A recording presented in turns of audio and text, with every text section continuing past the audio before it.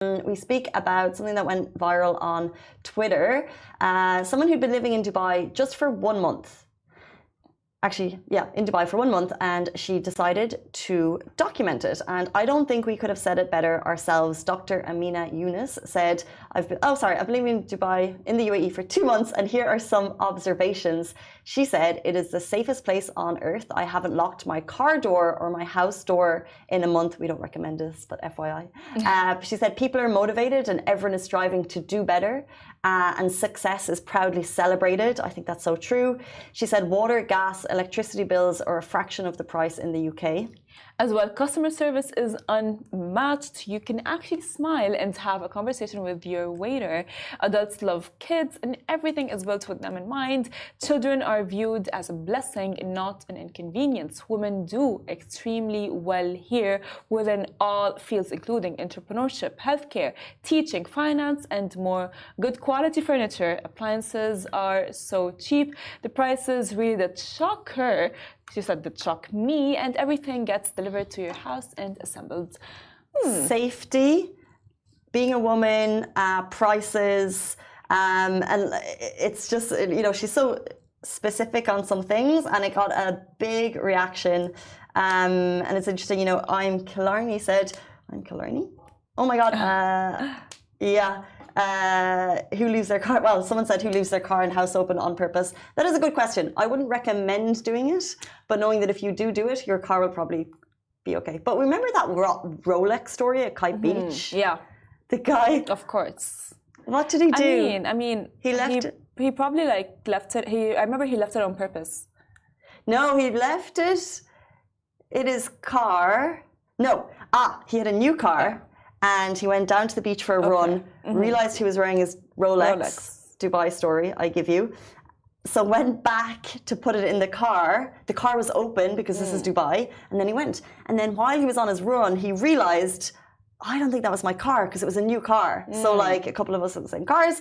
And he went back and he had in fact put it in the wrong car. And I don't think he ever got his Rolex back because someone found the Rolex in the glove box. I mean, imagine. What a great Dubai story. You find a Rolex in your car. It's like, oh yeah, oh wow, I have a Rolex. Let me go sell it and get like a lot of money. You know, that would be like funny. But I think maybe like that's like maybe like 1%. Because like for example, like when I leave the house, I literally don't lock the doors. I actually do. Okay, I don't. Because like, you know, like when Baba, like my dad goes like, Farah, lock the doors. I'm like, Baba, you lived in Syria. I'm a Dubai kid. Like, let me be. That's how Dubai taught me. That's how Dubai raised me. Yeah, I still, although I know I can get away with it. And like, for example, the safety element of when you have a package, it can go to the door. You can leave your key onto the mat and not worry too much. I think it's not really about locking the door for me, but if I'm ever home alone at night, although I still lock the door, I don't get as nervous as I would in any other country. I think like being a woman alone in a house, I have a tendency to like to get nervous, even if I'm like deep in the countryside in Ireland or in another city. But in Dubai, door locked or not locked, I feel safe. And it's that feeling of safety. And I think we had a report on Abu Dhabi that like, I won't say the percent, but high in the 90s, feel safe. Women feel safe walking alone at night, and you don't get that anywhere else. And that's just one thing that she's pointing out, and feeling that after only 2 months here. That is true. Maybe I think, you know, if dad is watching, because every time I want to go, like I just like love going out and walking, and like underneath my house, it's a very beautiful walking area. Like I can like walk around and just like have fun. And when I walk, like I would want to walk around at night. Baba goes like, Farah, don't. It's like dangerous. I'm like, Baba, because like you are programmed to a different country. I am programmed in a different way, you know, like you can't change my mind. He just has your best interest at heart. Yeah, you know, but still, just like let me be. We're in Dubai. Yeah, I think there's two sides to it. Yeah, we are so blessed and so lucky as women, in particular, to have that safety net around us. But at the same time, we have to be cautious. That's true. You know, like no one wants to be. Yeah, we have to be cautious. So, although I could leave my car unlocked, you also don't want to tempt people. Like it's not even that I think the car would ever get stolen, because I don't think it is. Yeah. But I live in a community. There's loads of teenagers, and I spoke to the security. I live in a golf course community, and I spoke to the security once, and I was like, "What are your major concerns?" And he said the major concern for them is the teenagers at night coming to take the golf buggies, driving them around because residents own golf buggies. They leave the keys in them. It doesn't happen all the time, but they drive them and then they leave them in the middle of the course.